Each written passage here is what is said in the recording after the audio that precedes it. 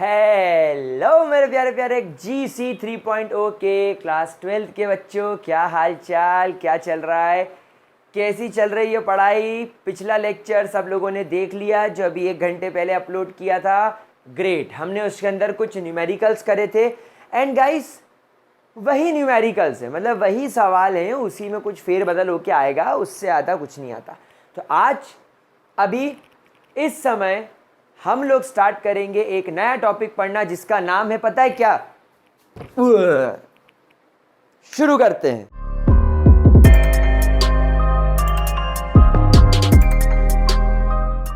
मॉलिक्यूलैरिटी। Yes, आज के lecture में हम लोग पढ़ने वाले हैं मॉलिक्यूलैरिटी। तो सर आप पगलाए क्यों थे थोड़ी देर पहले? वीडियो शुरू करने से पहले आप बोर्ड पर जाकर ऐसे आके भुड़ाम से टकराए क्यों थे? भैया इसलिए टकराया था क्योंकि मॉलिक्यूलैरिटी कॉन्सेप्ट ही है।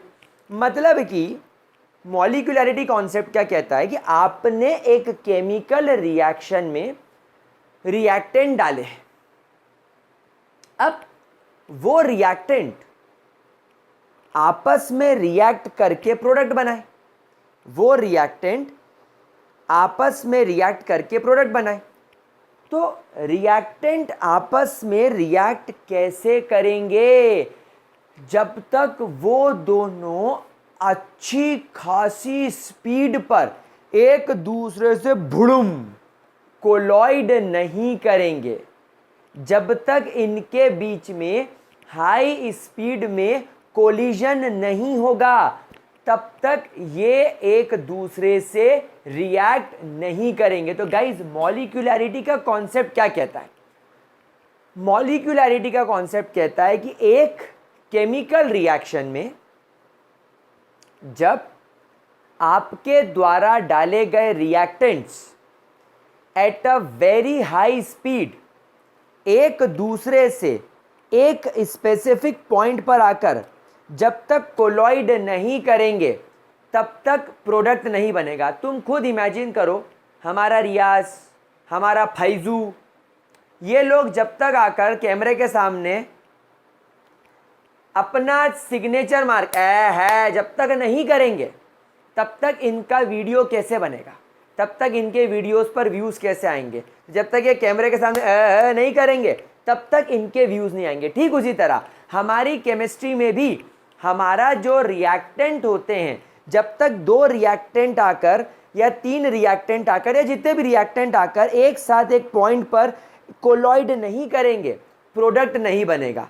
तो दैट इज कॉल्ड एज मॉलिक्यूलैरिटी। अब किसी किसी रिएक्शन में एक अकेला ही रिएक्टेंट होता है, किसी किसी रिएक्शन में 2 रिएक्टेंट आकर टकरा रहे हैं, किसी किसी में 3 आकर टकरा रहे हैं। तो दैट इज कॉल्ड एज मॉलिक्यूलैरिटी। तो मॉलिक्यूलैरिटी को डिफाइन कैसे करोगे?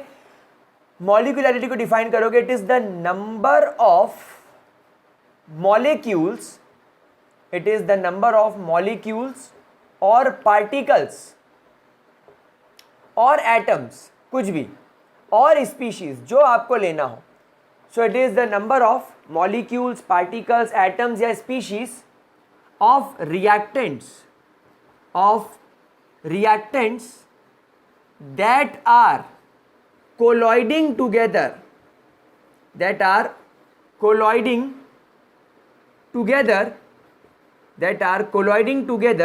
simultaneously at a point with a specific with high speed to form product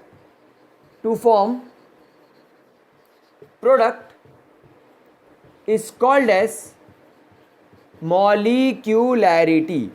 इसे ही क्या बोला जाता है मेरे प्यारे बच्चों? मॉलिक्यूलैरिटी। एक बार फिर से डिफाइन करेंगे कि मान लीजिए केमिकल रिएक्शन है जिसमें एक ए नाम का रिएक्टेंट बी नाम के रिएक्टेंट के साथ रिएक्ट करके सी नाम का प्रोडक्ट बना रहा है। तो अब जब तक ये ए नाम का रिएक्टेंट इस बी नाम के रिएक्टेंट के साथ एक अच्छी खासी स्पीड में, जब तक ये दोनों यहां आकर टकराएंगे नहीं, तब तक आपको प्रोडक्ट नहीं मिलेगा। तो ए और बी जब अच्छी स्पीड में फुल स्पीड में आकर जब टकराएंगे तभी आपका प्रोडक्ट बनेगा। एक और बात इमेजिन करो, इमेजिन वन थिंग, आप एक रोड पर चल रहे हो, मान लो ये रोड है, एक चौराया है, यहां पर बहुत सारे पेड़ उगे हुए हैं, यहां पर भी बहुत सारे पेड़ उगे हुए हैं, यहां पर भी बहुत सारे पेड़ उगे हुए और यहां पर भी बहुत सारे पेड़ उगे हुए हैं। अब यहां पर आप साइकिल से जा रहे हैं, ट्रिंग ट्रिंग, और यहां से एक मैं साइकिल से आ रहा हूं, ट्रिंग ट्रिंग ट्रिंग ट्रिंग ट्रिंग ट्रिंग, धड़म, दोनों यहां कर इस पॉइंट पर आकर टकरा गए। क्या हमें साइकिल से टकराने पर ज़्यादा चोटें आएगी? क्या हमें साइकिल से टकराने के बाद एक दूसरे को गाली बक के, एक दूसरे के बाल नोच के, लात घूसे मारेंगे? नहीं, क्योंकि हमें ज़्यादा चोट नहीं लगेगी, ज़्यादा नुकसान नहीं होगा। क्यों? क्योंकि साइकिल की स्पीड स्लो है, ट्रिंग ट्रिंग ट्रिंग ट्रिंग ट्रिंग ट्रिंग, हम स्लो स्पीड में चल रहे हैं। तो अगर दो साइकिल वाले एक चौराहे पर आकर टकरा भी जाते हैं, अगर दो साइकिल वाले एक चौराहे पर आकर टकरा भी जाते हैं, कोई ज़्यादा नुकसान नहीं होगा। लेकिन वहीं पर अगर मैं हाईबूजा पे हूँ करके चलूँ और सामने से कोई एक KTM पे करके आ रहा है, और अगर दोनों आगे बुड़ुम भड़म डुम एक साथ आके हाई स्पीड में टकरा जाते हैं, तब शायद कोई जिंदा भी नहीं बचे। दैट मीन्स स्पीड का गेम है। अगर स्लोली टकराओगे कुछ नहीं होगा, तेज टकरा गए मर गए। ठीक उसी तरह रिएक्टेंट अगर ऐसे आके टकराएंगे कोई मतलब नहीं, लेकिन स्पीड में टकराएंगे तभी प्रोडक्ट निकाल के देंगे। तो यहां पर आपको at a very high speed लिखना भी जरूरी होता है। तो do you understand now what is molecularity? क्या आप लोगों को मॉलिक्यूलरिटी का कॉन्सेप्ट समझ में आया? एक बार फिर डिफाइन कर देते हैं मॉलिक्यूलरिटी क्या होती है। किसी भी केमिकल रिएक्शन में जब हाई स्पीड में number of molecules of reactant colloid करते हैं उसे मॉलिक्यूलरिटी बोलते हैं। Now molecularity of a reaction is of very different types of molecularity. Types of molecularity में सबसे पहला टाइप आता है यूनिमॉलिक्यूलर रिएक्शन। सबसे पहला क्या आता है मेरे प्यारे प्यारे बच्चों? Is the unimolecular reaction. Now what is unimolecular reaction? बेटा यूनि का मतलब वन, मतलब ऐसी केमिकल रिएक्शन जिसमें सिर्फ एक ही टाइप का मॉलिक्यूल हो। when there is only one molecule, when there is only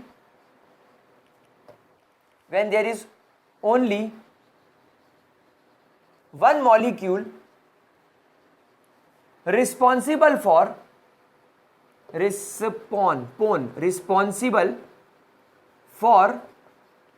the formation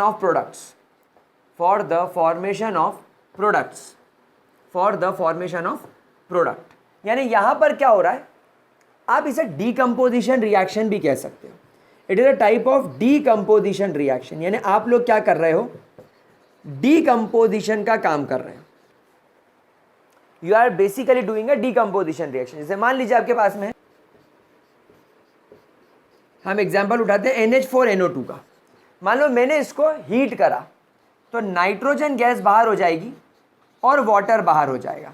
अब यहां पर आप देखो एक ही मॉलिक्यूल लग रहा है, यहां पर एक ही मॉलिक्यूल काम कर रहा है।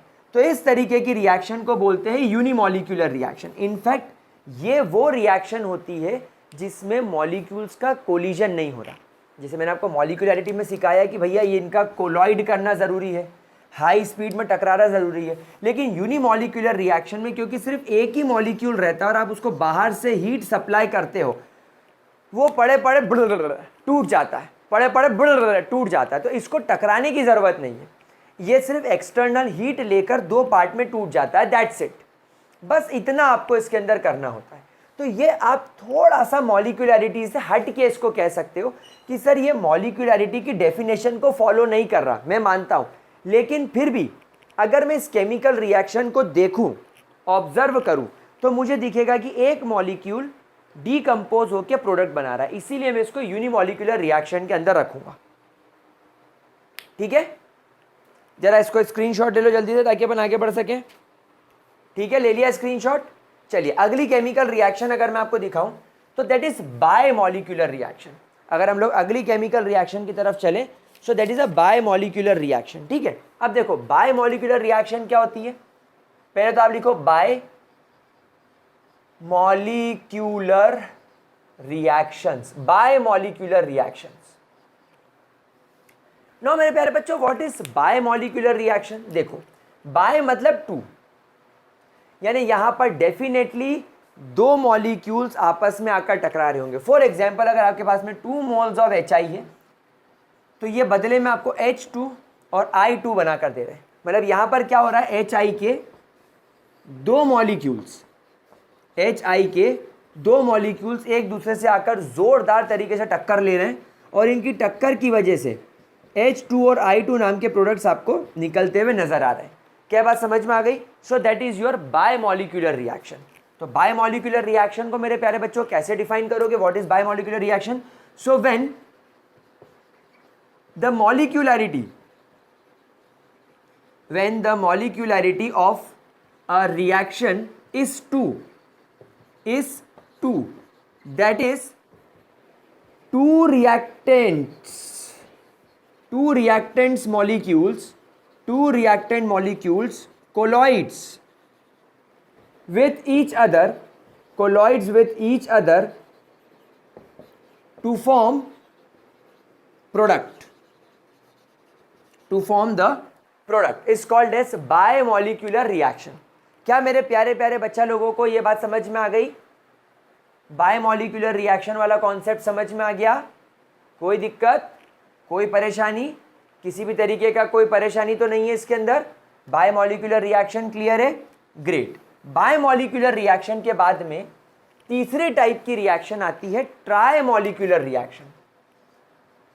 It is trimolecular reaction. Now मेरा प्यारा बच्चा, व्हाट इज ट्राइमॉलिक्यूलर रिएक्शन? अब तो आप नाम से समझ गए होंगे, जब 2 moles of nitrogen monoxide colloid करते हैं एक मॉलिक्यूल के साथ में, तो ये आप लोगों को बनाकर देते 2 moles of nitrogen dioxide. That means आप देखो 2 मॉलिक्यूल इसके और 1 मॉलिक्यूल इसका, तो टोटल यहां पर कितने मॉलिक्यूल कोलॉइड हो रहे हैं? NO, O2 and NO, 3 molecule एक साथ एक पॉइंट पर आकर टकरा रहे हैं यहां पर। तो इनके टकराने से आपको प्रोडक्ट क्या मिल रहा है? NO2, NO2। समझ गए? दिस इज ट्राइमॉलिक्यूलर रिएक्शन, इसे बोला जाता है ट्राइमॉलिक्यूलर रिएक्शन। तो इसको डिफाइन कैसे करेंगे ट्राइमॉलिक्यूलर रिएक्शन की? When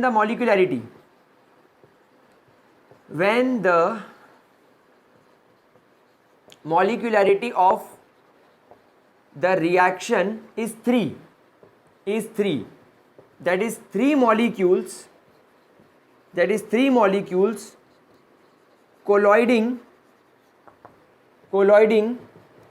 with each other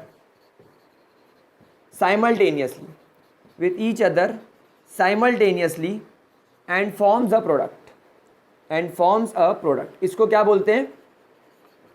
ट्राइमॉलिक्यूलर reaction. मतलब यहां पर मॉलिक्यूलरिटी क्या है? 3। अब देखो एक जरूरी बात समझना, कई बार बच्चे गलती ये करते हैं कि जब मैं ट्राइमॉलिक्यूलर रिएक्शन बोलता हूं तो वो बोलते होंगे सर इसमें 3 रिएक्टेंट्स होंगे। भाई होने को ये भी हो सकता है, तीनों अलग अलग रिएक्टेंट भी हो सकते हैं, लेकिन ऐसा भी हो सकता है कि एक रिएक्टेंट के 2 मॉलिक्यूल दूसरे रिएक्टेंट के 1 मॉलिक्यूल के साथ टकराएं। ऐसा भी हो सकता है कि एक ही रिएक्टेंट के तीनों मॉलिक्यूल टकराकर प्रोडक्ट बनाए, ये भी पॉसिबल है। इसकी मॉलिक्यूलरिटी भी 3 होगी, इसकी मॉलिक्यूलरिटी भी 3 होगी और इसकी मॉलिक्यूलरिटी भी 3 होगी।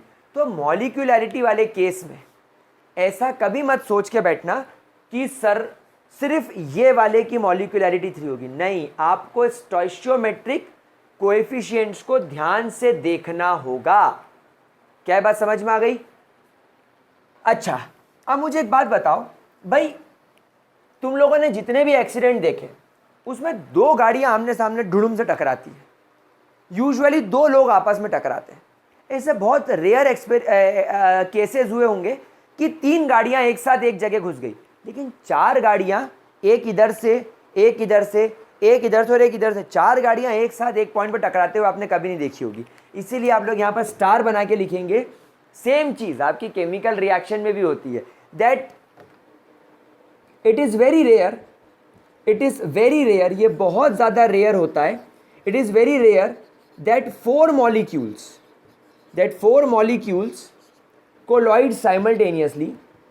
colloid simultaneously, that four colloids, four molecules colloids simultaneously, therefore molecularity more than 4 is very rare, यानी मॉलिक्यूलरिटी किसी भी केमिकल रिएक्शन की 4, 5, 6, 7, 8 देखना हमें नसीब नहीं होता।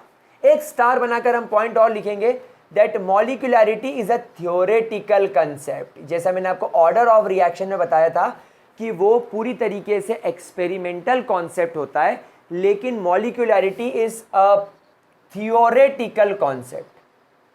अब मेरे प्यारे बच्चों, अगर ये थ्योरेटिकल कॉन्सेप्ट है तो सर फिर मेरे को मॉलिक्यूलरिटी पता कैसे चलेगी? तो molecularity is a theoretical concept and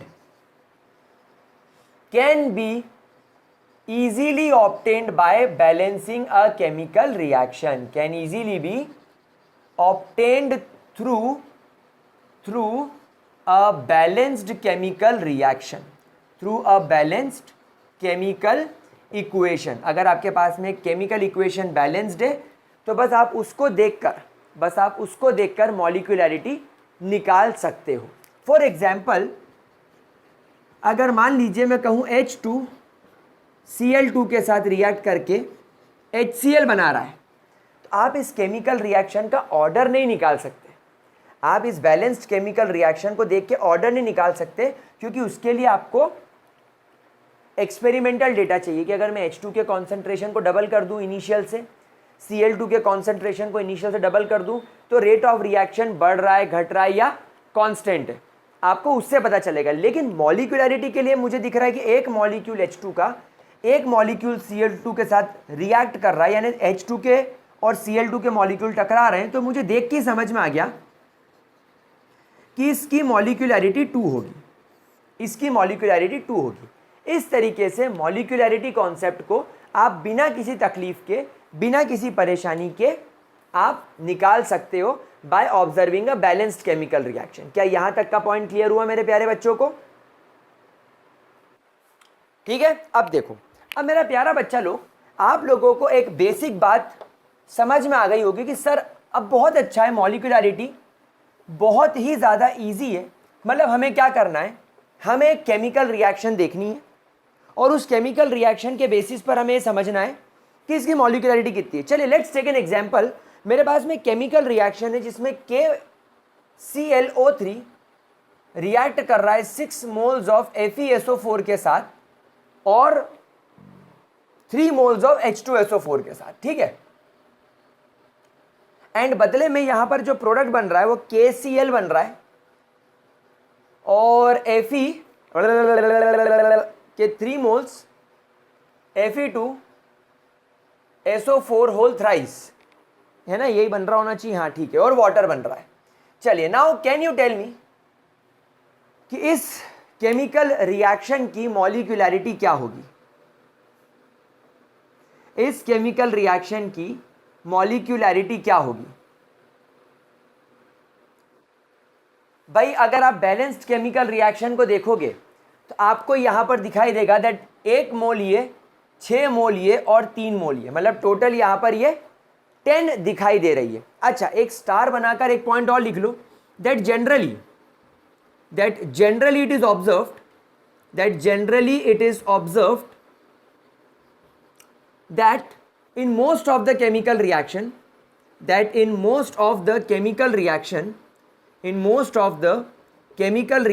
order of reaction is equal to their molecularity, is equal to molecularity। मतलब अगर आपने मॉलिक्यूलरिटी निकाला और फिर आपने ऑर्डर ऑफ रिएक्शन को एक्सपेरिमेंटली निकाला, दोनों सेम आएंगे, दोनों सेम आएंगे। तो जैसे एक एग्जांपल लेता हूं, आपके पास में 2 मोल्स ऑफ NO है और ये रिएक्ट कर रहा है O2 के साथ ताकि 2 मोल्स ऑफ NO2 निकल जाए। अब इस केमिकल रिएक्शन की आपको मॉलिक्यूलरिटी कितनी दिख रही है? भाई ये सिंगल स्टेप में हो रही है, इसकी मॉलिक्यूलरिटी है 3, 2 मोल्स ये और 1 मोल लिए, तो 3 मॉलिक्यूलरिटी हो गई। इनफैक्ट जब आप इसका ऑर्डर निकालते हो तो क्योंकि ये सिंगल स्टेप में हो रही है क्योंकि ये सिंगल स्टेप में हो रही है तो इसका रेट क्या आएगा के NO की पावर 2 NO2 की पावर 1, तो इसका ऑर्डर भी क्या आएगा 2 + 1 यानी कि 3। तो in most of the chemical reaction usually कौन सी रिएक्शंस, वो रिएक्शंस जो सिंगल स्टेप में होती हुई हमें नजर आती है, उनकी मॉलिक्यूलैरिटी उनके ऑर्डर के बराबर होती है। अब अगर मैं इस केमिकल रिएक्शन को देखूं तो इस केमिकल रिएक्शन की आपको मॉलिक्यूलैरिटी, इस केमिकल रिएक्शन की मॉलिक्यूलैरिटी कितनी नजर आ रही है 3, 6 और 1 10। तो क्या ये 10th ऑर्डर रिएक्शन हो जाएगी? क्या आप इसे 10th ऑर्डर रिएक्शन बोलोगे? Will it be possible? क्या ये चीज पॉसिबल है? नहीं। तो सर ये तो लफड़े वाली बात हो गई। अभी आप 18 मिनट से हमको ये समझा रहे थे चिल्ला चिल्ला के बोल बोल के कि मॉलिक्यूलैरिटी एक बैलेंस्ड केमिकल रिएक्शन को देख के उसके मॉलिक्यूल्स को जोड़ के निकाली जा सकती है, लेकिन तुम ये क्यों भूल रहे हो कि मैंने ये भी बताया कि मॉलिक्यूलैरिटी 4 से ज़्यादा इम्पॉसिबल है, बहुत रेयर है। 4 तक दिख जाए वही काफ़ी है। तो यहाँ तो 10 है। और मैंने आपको एक और बात बताई थी कि ऑर्डर ऑफ रिएक्शन भी मैक्सिमम 4 हो सकता है, 4 से ज़्यादा बहुत रेयर होता है। तो यहाँ तो 10th ऑर्डर 10th मॉलिक्यूलैरिटी, तो यहाँ पर इस केमिकल रिएक्शन की मॉलिक्यूलैरिटी 10 नहीं है। तो यहाँ पर आप एक पॉइंट ज़रूर लिखेंगे that this chemical reaction, that this reaction seems to be, that reaction seems to have molecularity 10, molecularity 10 and a 10th order reaction, and a 10th order reaction, and a 10th order reaction, but it is not true, but it is not true। ये किसी भी तरीके से true नहीं है। क्या कोई इसके बारे में मुझे लॉजिक बता सकता है कि ये ओ मा गो ट्रू लव नहीं क्यों है?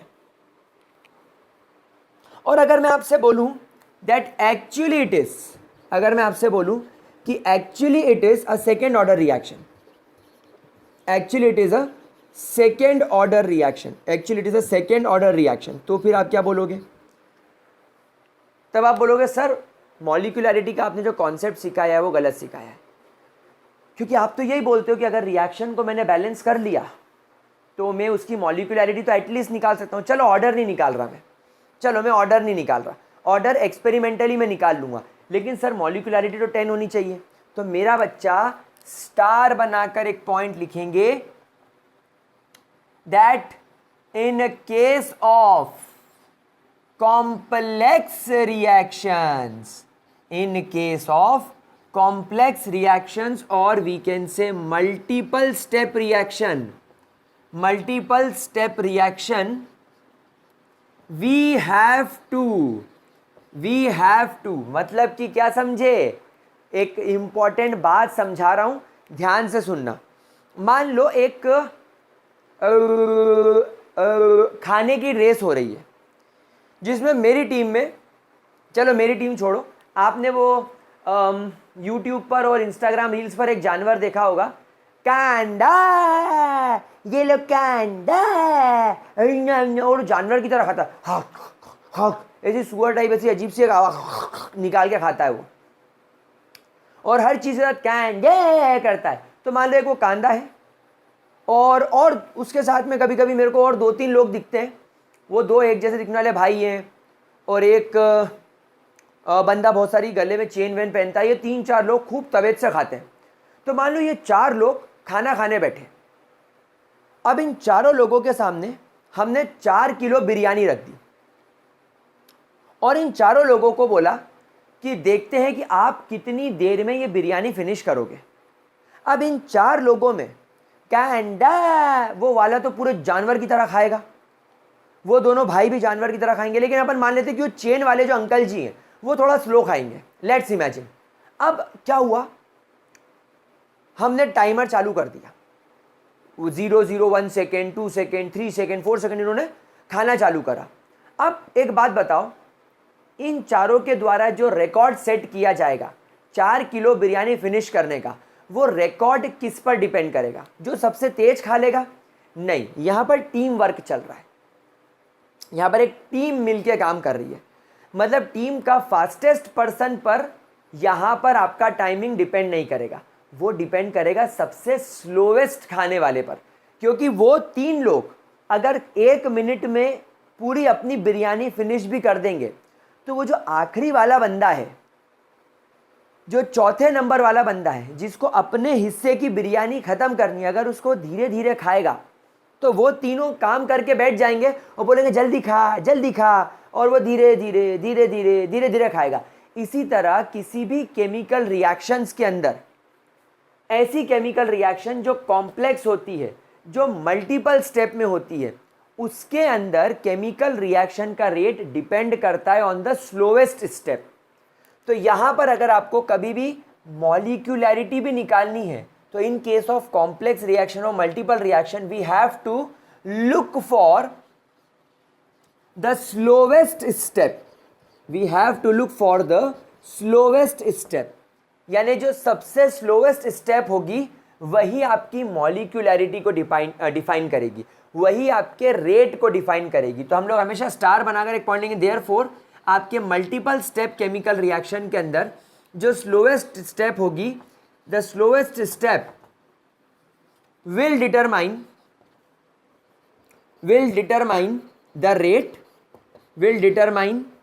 The rate and the molecularity क्या ये बात आप लोगों को समझ में आ गई? तो अब अपन एक एग्जाम्पल लेकर समझते हैं इस चीज़ को। जैसे मान लीजिए कि आपके पास में एक केमिकल रिएक्शन हो रही है, H2O2 plus I negative gives H2O and IO negative. फिर ये IO नेगेटिव फिर रिएक्ट करता है H2O2 के साथ ताकि वाटर बाहर हो जाए, I नेगेटिव बाहर हो जाए और ऑक्सीजन बाहर हो जाए। ठीक है, तो गाइस इस केमिकल रिएक्शन को आप देखो तो ये जो आपकी पहली वाली रिएक्शन है, ये इसे बोला जाता है स्लो स्टेप, ये बहुत स्लोली होती है। लेकिन ये जो सेकेंड वाली स्टेप है ये बहुत फास्ट होती है। जब आप इस रिएक्शन को कंबाइन करके लिखोगे तो आप देखो रिएक्टेंट साइड H2O2 और H2O2, 2 H2O2 है और एक I नेगेटिव है। लेकिन यहां आप देखोगे कि प्रोडक्ट साइड का I नेगेटिव रिएक्टेंट साइड के I नेगेटिव के साथ कट जाएगा। यहां पर प्रोडक्ट साइड आपको 2 वाटर दिखाई देंगे, आपको एक ऑक्सीजन दिखाई देगा और एक आपको आयोडीन दिखाई देगा। दैट मीन्स क्या हुआ, ये आयोडीन ने एज अ कैटलिस्ट बिहेव करा। This iodine will behave as a catalyst. तो किसी किसी किताबों में तो आप लोगों को ये रिएक्शन ऐसी भी ना लिखते हुए ये ऐसी दिखाई देती है, I नेगेटिव को कैटलिस्ट के तौर पर इस्तेमाल कर लिया। समझे बच्चा लोग, समझे? और कभी कभी तो इसको ऐसे काट देते हैं लोग, तो ये रिएक्शन हो जाती है। अब आप देखो कि आपको दूर से देखने में आपको ये केमिकल रिएक्शन पूरी तरीके से H2O2 पर डिपेंडेंट दिख रही है, लेकिन रियलिटी में क्योंकि ये सबसे स्लोवेस्ट स्टेप है, रेट डिटरमाइनिंग स्टेप ये बन जाएगी। इनफैक्ट जब आप मॉलिक्यूलैरिटी भी निकालोगे तब आप इसी पर डिपेंड करोगे। नो डाउट इसकी मॉलिक्यूलैरिटी 2 रहेगी, एक ये और एक ये कोलॉइड हो रहे हैं तभी ये प्रोडक्ट बन रहा है, तो इसकी मॉलिक्यूलैरिटी 2 रहेगी, 1 + 1 2 रहेगी। लेकिन आप जब बैलेंस रिएक्शन देखोगे तो आपको लगेगा कि 2 H2O2 के मॉलिक्यूल टकरा रहे हैं, लेकिन रियलिटी में क्या हो रहा है, एक H2O2 एक I नेगेटिव से टकरा रहा है, तब जाके आपको फाइनल प्रोडक्ट दिखाई दे रहा है। क्या बात समझ में आई आप लोगों को? Are you understanding the point? तो मेरे प्यारे बच्चों, हमेशा ध्यान रखना कि जब कभी भी मल्टीपल स्टेप वाली रिएक्शन आती है तो rate determining step will become slowest step. तो अब ये जो आपके सामने केमिकल रिएक्शन लिखी गई है, ये केमिकल रिएक्शन भी 100% मल्टीपल स्टेप की होगी। सर आपको कैसे पता चल गया? अरे इसकी मॉलिक्यूलैरिटी 10 दिख रही है ना, क्या किसी की मॉलिक्यूलैरिटी 10 हो सकती है? इम्पॉसिबल। मतलब मुझे ये समझ में आ गया कि ये रिएक्शन मल्टीपल स्टेप में होगी, इसीलिए अब मुझे इसके मैकेनिज्म की रिक्वायरमेंट होगी। मैं सामने वाले से पूछूंगा कि मुझे इसका मैकेनिज्म दे दो और मुझे बता दो कि स्लोएस्ट स्टेप कौन सी है। उस स्लोएस्ट स्टेप के बेसिस पर मैं मॉलिक्यूलैरिटी निकाल लूंगा।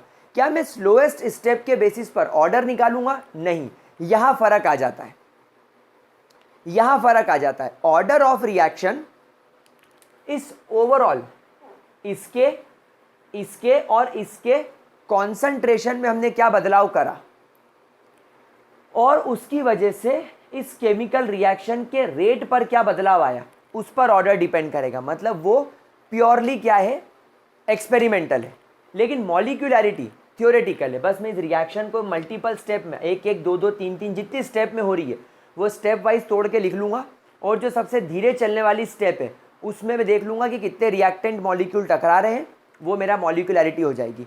तो एक सिंगल स्टेप रिएक्शन में आप बड़े आराम से ऑर्डर को और मॉलिक्यूलैरिटी को एक बैलेंस्ड केमिकल रिएक्शन देखकर निकाल सकते हो। लेकिन जब मल्टीपल स्टेप की बात आती है तो मल्टीपल स्टेप में ऑर्डर निकालने के लिए तो आपको एक्सपेरिमेंटल डेटा चाहिए, और मॉलिक्यूलैरिटी निकालने के लिए आपको इस रिएक्शन का मैकेनिज्म चाहिए कि ये कितने स्टेप में हो रही है। उसमें से जो स्लोवेस्ट स्टेप है वो इसके रेट को डिटरमाइन करेगी। क्या ये चीज़ क्लियर हो गई? क्या ये चीज़ क्लियर हो गई? चलिए इसको नोट कर लीजिए। फिर अपन यहाँ पर हमारे मॉलिक्यूलैरिटी ऑफ रिएक्शन और ऑर्डर ऑफ रिएक्शन में डिफरेंस देख लेते हैं, या इन दोनों को कंपेयर कर लेते हैं। चलिए तो let's compare molecularity with order of reaction. Let's compare molecularity with order of reaction. तो यहाँ पर आप लोग लिखेंगे मॉलिक्यूलैरिटी, इस जगह पर आप लोग लिखेंगे मॉलिक्यूलैरिटी, और यहाँ पर आप लोग लिखेंगे ऑर्डर। तो molecularity and order of reaction. चलिए मॉलिक्यूलैरिटी का पहला पॉइंट क्या लिखेंगे? What is molecularity? Molecularity is the number of reactant molecules. It is the number of reactant molecules colloiding together. लेकिन ऑर्डर क्या है? ऑर्डर ऑफ रिएक्शन क्या है? It is the sum of power of concentration of reactant. ये इन दोनों में basic फर्क है, ठीक है? कोई परेशानी? सेकेंड, ये पूरी तरीके से थ्योरेटिकल कॉन्सेप्ट है, ये पूरी तरीके से थ्योरेटिकल कॉन्सेप्ट है, लेकिन ऑर्डर ऑफ रिएक्शन एक पूरी तरीके से एक्सपेरिमेंटल कॉन्सेप्ट है। ये एक्सपेरिमेंटल यानी विदाउट डूइंग एक्सपेरिमेंट आप ऑर्डर नहीं निकाल सकते। तीसरा, इन केस ऑफ सिंपल और एलिमेंटरी रिएक्शंस जो सिंगल स्टेप में होती है, molecularity can be obtained by a balanced equation. मतलब अगर आपने बैलेंस्ड इक्वेशन लिख दी, अगर आप लोगों ने बैलेंस्ड केमिकल इक्वेशन लिख दी, और वो अगर सिंपल रिएक्शन है, एलिमेंट्री रिएक्शन है, मतलब सिंगल स्टेप में होने वाली है, मतलब अगर वो सिंगल स्टेप में होने वाली है, तब आपको मॉलिक्यूलैरिटी डायरेक्ट रिएक्शन देखकर पता चल जाएगी। यहां पर भी अगर रिएक्शन सिंगल स्टेप में है, तो in most of the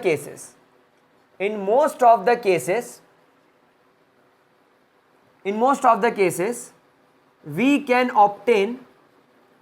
obtain order directly. आप डायरेक्टली निकाल सकते हो, आप ऑर्डर डायरेक्टली निकाल सकते हो। Point number 4, in multi step reactions मॉलिक्यूलैरिटी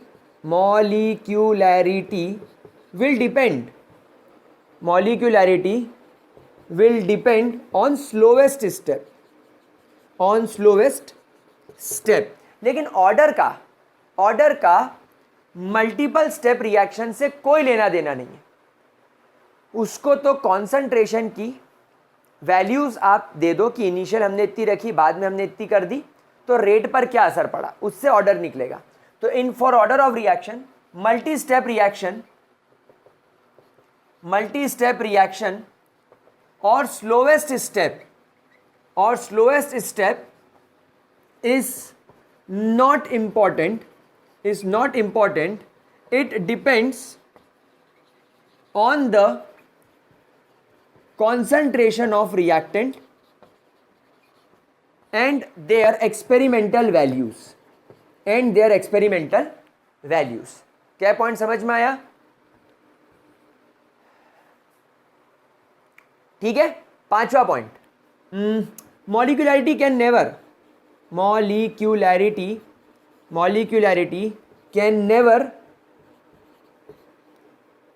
never exceeds 4, 4 से ज्यादा तो कभी जाएगी ही नहीं.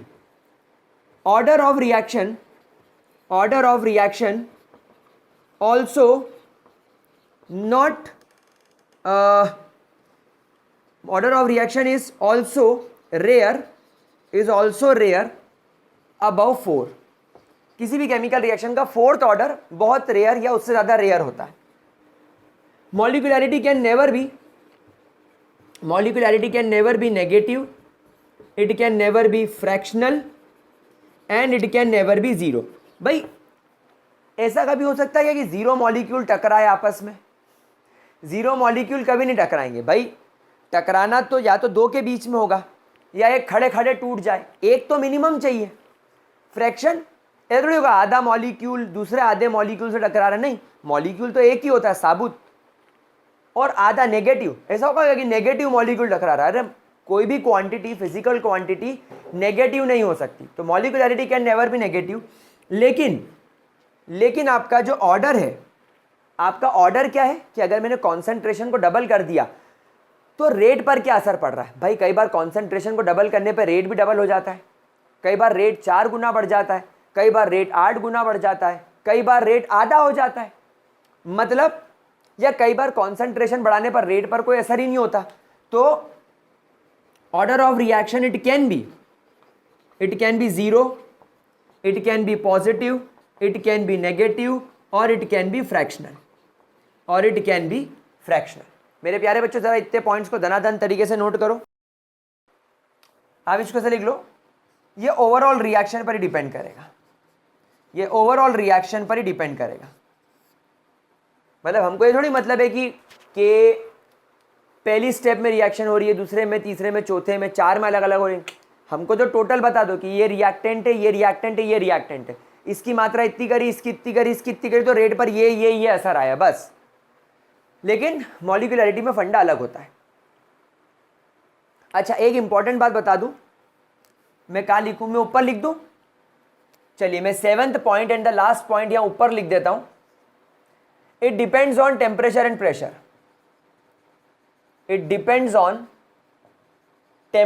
And pressure. मतलब कि अगर आपने किसी केमिकल रिएक्शन का टेम्परेचर और प्रेशर बदल दिया तो हो सकता है उसका ऑर्डर बदल जाए. लेकिन आपका मॉलिक्यूलैरिटी पर अगर मैं बोलूं तो it never depends on temperature and pressure.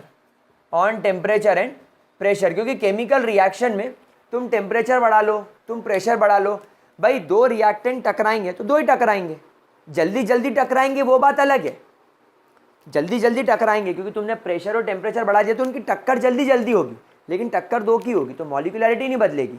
लेकिन टक्कर जल्दी होने की वजह से प्रोडक्ट जल्दी बनेगा तो रेट पे असर पड़ जाएगा. ठीक है, तो प्यारे बच्चों यहाँ पर तुम्हारा मॉलिक्यूलैरिटी वाला कॉन्सेप्ट भी खत्म होता है. आप इस चीज़ को अच्छे तरीके से देख लो प्लीज़. इसके अंदर किसी भी तरीके का कोई डाउट मत रखना. ऑर्डर एक अलग चीज़ है, प्योर एक्सपेरिमेंटल चीज़ है. मॉलिक्यूलैरिटी प्योर थ्योरेटिकल चीज़ है. कभी कभी ऐसा देखने को मिल जाता है कि एक बैलेंस्ड केमिकल रिएक्शन है और अगर वो सिंगल स्टेप रिएक्शन है तो ऑर्डर और मॉलिक्यूलैरिटी सेम हो जाती है. लेकिन कभी कभी ऐसा भी होता है कि मॉलिक्यूलैरिटी अलग हो और ऑर्डर अलग हो. मॉलिक्यूलैरिटी अगर सिंगल स्टेप रिएक्शन में है तो डायरेक्टली मिल जाएगी, अगर मल्टीपल स्टेप में है तो स्लोवेस्ट स्टेप पर आपको ध्यान देना पड़ेगा, आपको स्लोवेस्ट स्टेप पर जाना पड़ेगा. लेकिन ऑर्डर ऑफ रिएक्शन में ऐसा कुछ नहीं, हम ओवरऑल रिएक्शन देखेंगे और उसकी बेसिस पर ऑर्डर निकालेंगे. तो गाइस यहाँ पर हमारा ये लेक्चर कंप्लीट होता है. In case of any doubt please ask me in the comment section. I will see you guys in the next lecture. तब तक के लिए bye bye, tata, take care and अच्छे से पढ़ाई करना.